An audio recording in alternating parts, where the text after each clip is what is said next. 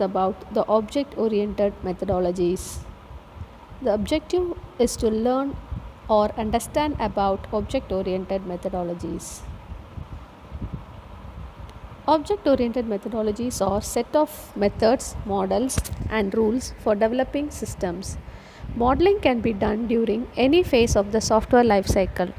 A model is an abstraction of a phenomenon for the purpose of understanding the methodologies. Modeling provides means of communicating ideas which is easy to understand the system complexity.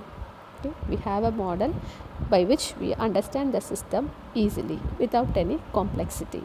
So object-oriented methodologies is classified into three, that is the Romberg et al. OMT, that is object modeling technique, the Booch methodology, and Jacobson's methodologies.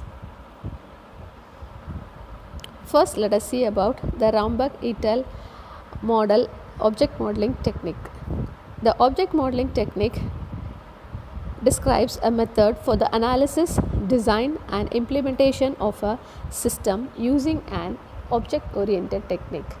The class, attributes, methods, inheritance, and association also can be expressed easily.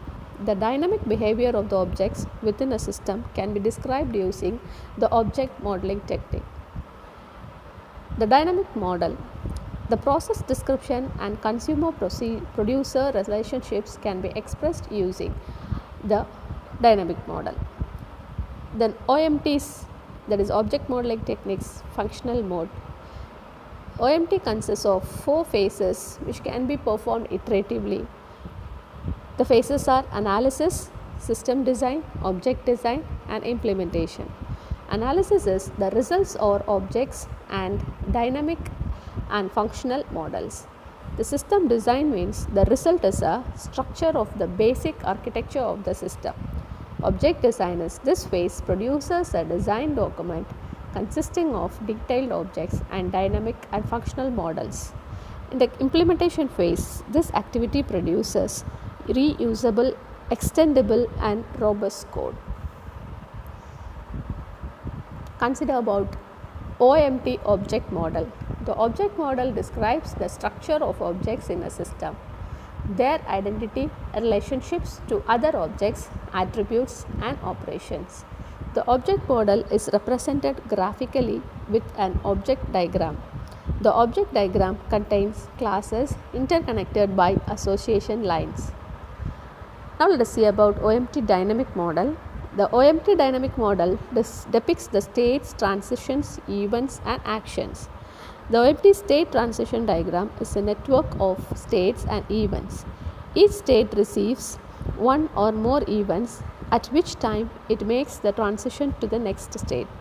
Here the round boxes represent the states and the arrows represents the transitions.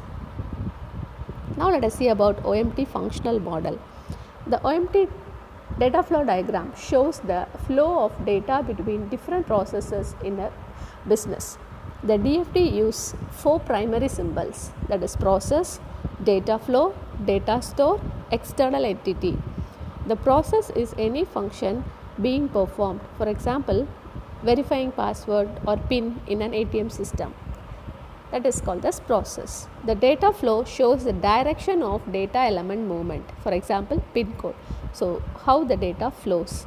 The data store is a location where data is stored. For example, the account is a data store in the ATM example.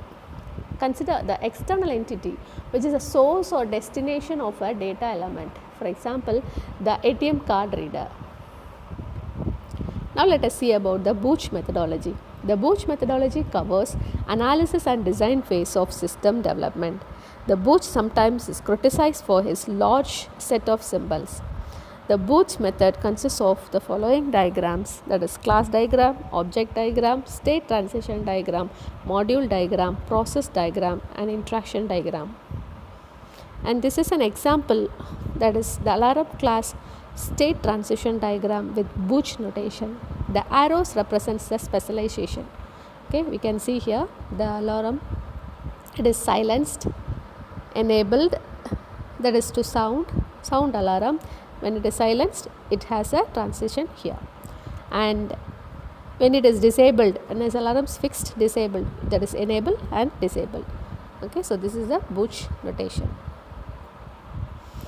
Now let us see about the Jacobson et al. Methodologies. The Jacobson et al. Methodologies, example OOB, OOSC and object tree, cover the entire life cycle and stress traceability between the different phases both forward and backward.